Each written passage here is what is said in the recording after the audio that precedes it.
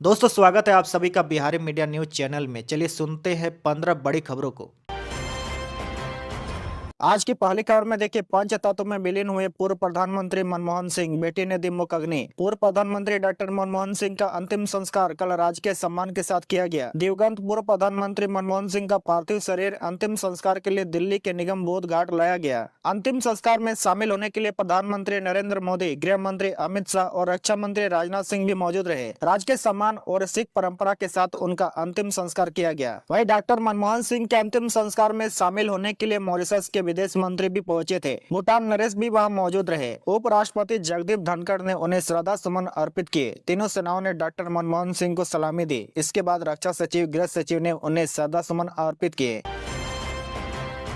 बड़ी खबर में देखिए, मनमोहन सिंह का मेमोरियल बनाएगी केंद्र सरकार। शाह ने खुद खड़गे और पूर्व पीएम के परिवार को दी जानकारी। केंद्र सरकार ने पूर्व प्रधानमंत्री डॉक्टर मनमोहन सिंह की स्मृति में राष्ट्रीय राजधानी में एक स्मारक बनाने का फैसला किया है। केंद्रीय गृह मंत्रालय की तरफ से देर रात को इसकी जानकारी दी गई है। गृह मंत्रालय ने इसको लेकर प्रेस रिलीज जारी करते हुए कहा कि शुक्रवार सुबह सरकार को कांग्रेस पार्टी अध्यक्ष की ओर से पूर्व प्रधानमंत्री स्वर्गीय डॉक्टर मनमोहन सिंह के स्मारक के लिए आवंटित करने का अनुरोध प्राप्त हुआ। कैबिनेट बैठक की तुरंत बाद गृह मंत्री अमित शाह ने कांग्रेस अध्यक्ष खड़गे और स्वर्गीय डॉक्टर मनमोहन सिंह के परिवार को बताया कि सरकार स्मारक के लिए जगह आवंटित करेगी। वहीं केंद्र सरकार ने कांग्रेस पर इस मुद्दे पर राजनीति करने का आरोप लगाया है। इससे पहले कांग्रेस अध्यक्ष मल्लिकार्जुन खड़गे ने प्रधानमंत्री मोदी को पत्र लिखकर आग्रह किया कि पूर्व पीएम का अंतिम संस्कार ऐसे स्थान पर किया जाए जहां उनका एक स्मारक बन सके। इधर सूत्रों ने बताया कि सरकार ने स्मारक पर लिए गए फैसले से कांग्रेस को अवगत करा दिया है, मगर उन्होंने यह भी कहा कि स्मारक निर्माण के लिए उपयुक्त स्थान ढूंढने में कुछ दिन का समय लगेगा। इसके साथ ही इस मामले में राजद सुप्रीमो लालू यादव ने कहा कि पूर्व प्रधानमंत्री मनमोहन सिंह का स्मारक बनाना चाहिए।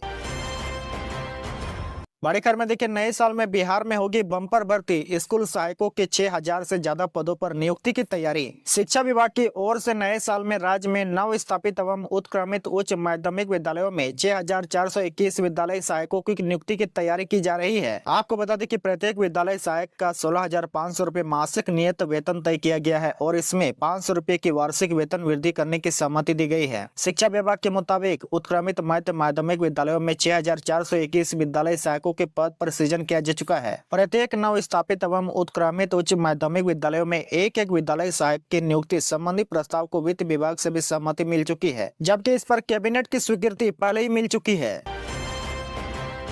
बड़ी खबर में देखिए, अपने विधानसभा क्षेत्र पहुंचे तेजस्वी, लोगों से की लालू प्रसाद के हाथ को मजबूत करने की अपील। नेता विरोधी दल तेजस्वी प्रसाद यादव ने राघोपुर विधानसभा क्षेत्र के राघोपुर प्रखंड अंतर्गत मोहनपुर पंचायत स्थित सामुदायिक भवन परिसर में पार्टी कार्यकर्ताओं को राजद का सदस्यता दिलाया। तेजस्वी यादव ने मौके पर मौजूद पार्टी कार्यकर्ताओं से लोगों को राजद की सदस्यता दिलाकर लालू प्रसाद यादव के हाथों को मजबूत करने का अपील किया। तेजस्वी ने कहा कि पूरे बिहार में 1 करोड़ सदस्य बनाया जाएगा। बिहार सरकार पर हमला बोलते हुए तेजस्वी यादव ने कहा कि सरकार राघोपुर के लोगों के साथ सौतेलापन रवैया अपना रही है। उन्होंने कहा कि हमारी सरकार बनेगी तो माँ बहन योजना के तहत सभी महिलाओं को प्रत्येक माह खाते में 2500 रूपया दिया जाएगा। 400 मिलने वाला वृद्धा और विकलांग पेंशन को 1500 रूपया कर दिया जाएगा। वहीं प्रत्येक परिवार को सदस्यों को 200 यूनिट बिजली फ्री दी जाएगी। साथ ही 500 में गैस सिलेंडर दिया जाएगा।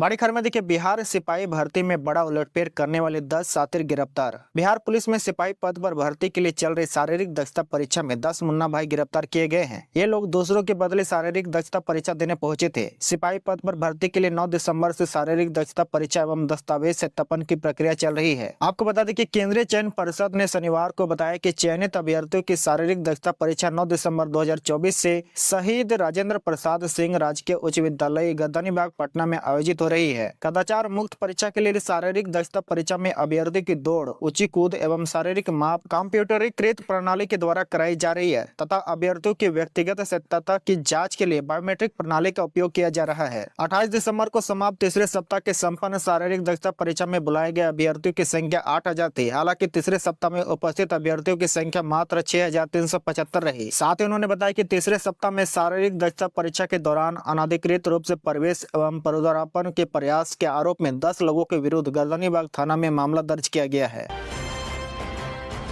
बड़ी खबर में देखिए, राज्य में 262 किलोमीटर लंबाई में होगा 4 एनएच का निर्माण। राज्य में 4 एनएच का करीब 262 किलोमीटर लंबाई में निर्माण करने की प्रक्रिया चल रही है। इससे पटना, औरंगाबाद, सिवान, सीतामढ़ी, मुंगेर और जमुई सहित आधा दर्जन जिले में आवागमन बेहतर होगा। इन 4 में से 2 एनएच के निर्माण की प्रक्रिया शुरू करने के लिए उसके अलाइनमेंट को केंद्रीय सड़क परिवहन एवं राजमार्ग मंत्रालय से मंजूरी का इंतजार है। राज्य सरकार सभी एनएच का अलाइनमेंट केंद्र को सौंप चुकी है। इन सभी सड़कों में एनएच 139 पटना औरंगाबाद और एनएच 227A सिवान मसरक शामिल है। इसके साथ ही सीतामढ़ी जिले में एनएच 122A बिश्नोनाथपुर चौक से खरका बसंत एवं एनएच 333 मुंगेर जिला के बरियारपुर, जमुई जिले के लक्ष्मीपुर, झाझा चकाई के माधीपुर, बिशनपुर सड़क को बेहतर बनाने की मंजूरी केंद्र ने दी है।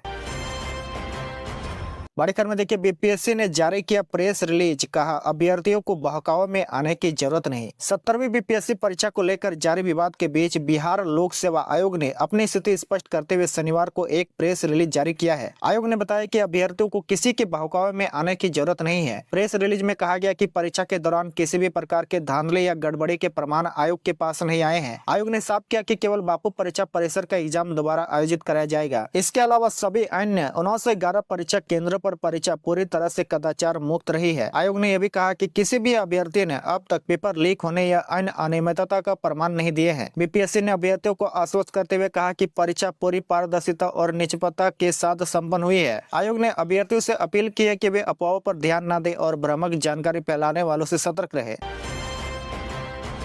बड़ी खबर में देखिए, पीएम किसान सम्मान निधि योजना की नई गाइडलाइन जारी। 50% किसानों को लाभ नहीं क्योंकि जमीन उनके नाम नहीं। राज्य में जनवरी से जिन किसानों के नाम से जमीन होगी उन्हीं का किसान रजिस्ट्रेशन होगा। इसी रजिस्ट्रेशन नंबर के आधार पर उन्हें पीएम किसान सम्मान निधि योजना का लाभ मिलेगा। लेकिन बिहार में दिक्कत यह है कि यहाँ के 30 से 40% किसानों की जमीन उनके दादा परदादा के नाम पर है। ऐसे में किसान सम्मान निधि का लाभ ले पाना मुश्किल हो जाएगा। यह सब योजना की नई गाइडलाइन की वजह से होगा। प्रधानमंत्री किसान सम्मान निधि योजना के नोडल पदाधिकारी धनंजय पति त्रिपाठी बताते हैं कि जिन किसानों के नाम पर अपनी जमीन है उन्हें ये योजना का लाभ मिलेगा। गैर रैयत किसानों को किसान सम्मान निधि योजना का लाभ नहीं मिलेगा। कृषि विभाग की ओर से भागलपुर, गया, पूर्णिया, पूर्वी चंपारण और सारण के 10 राजस्व गाँवों में पायलट प्रोजेक्ट के तहत चयनित करके रजिस्ट्रेशन कराने का काम कराया जा रहा है। भागलपुर के पीरपेदी के बाबूपुर, बारा, मोतिहारी के बरियारपुर और बंकड़ आदि के किसानों का चयन किया जा रहा है।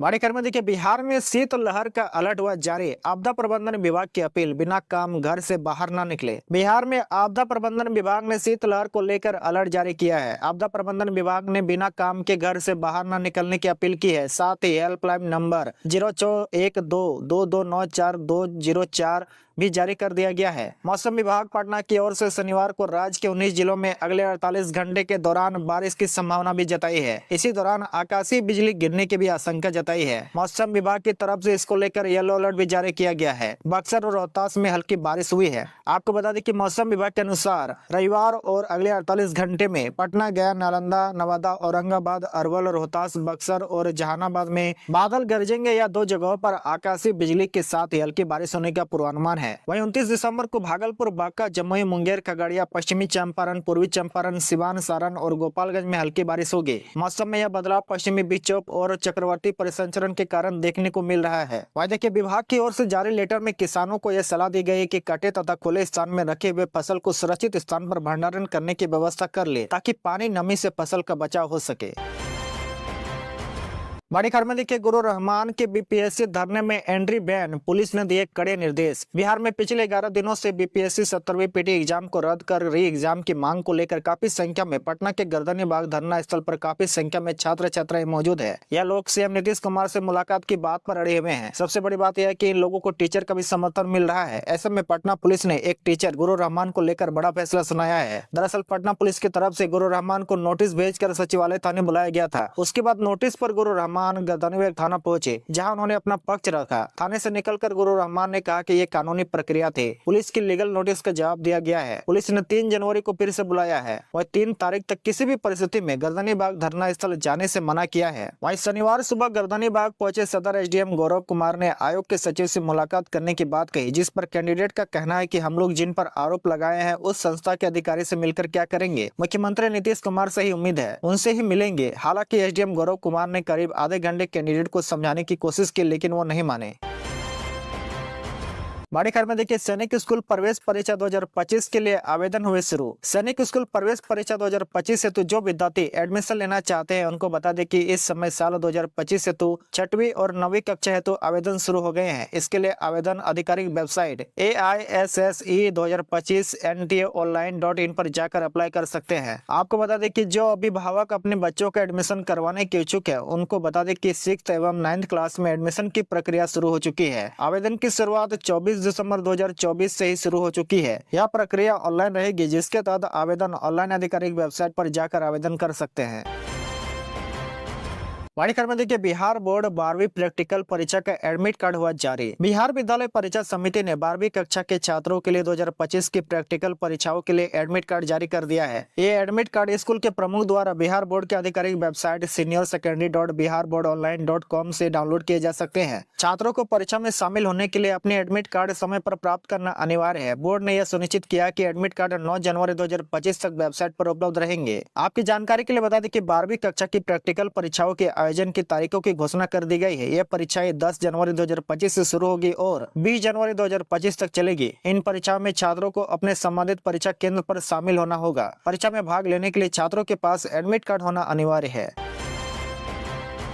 बड़ी खबर में देखिए, पटना के गांधी मैदान की चारों तरफ की सड़कें वन वे होगी, जाम से मिलेगी निजात। गांधी मैदान के चारों तरफ की सड़कें वन वे की जाएगी। साथ ही मैदान में होने वाली व्यावसायिक गतिविधियों को भी कम किया जाएगा। गांधी मैदान के चारों तरफ लगने वाली जाम से निजात दिलाने की कवायद की जाएगी। शुक्रवार को प्रमंडलीय आयुक्त मयंक बरवड़े ने नेतृत्व में होने वाली बैठक में डीएम डॉक्टर चंद्रशेखर सिंह ने गांधी मैदान में व्यावसायिक गतिविधियों को कम करने और ट्रैफिक को वन वे करने का प्रस्ताव दिया है। मैदान के चारों तरफ अतिक्रमण मुक्त कराने, ऑटो और ई रिक्शा के सुव्यवस्थित परिचालन का निर्देश दिया गया है। इसी मौके पर SSP Rajeev Mishra, DDC Sameer Saurabh, traffic SP Aparajit Lohan सहित अन्य अधिकारी थे।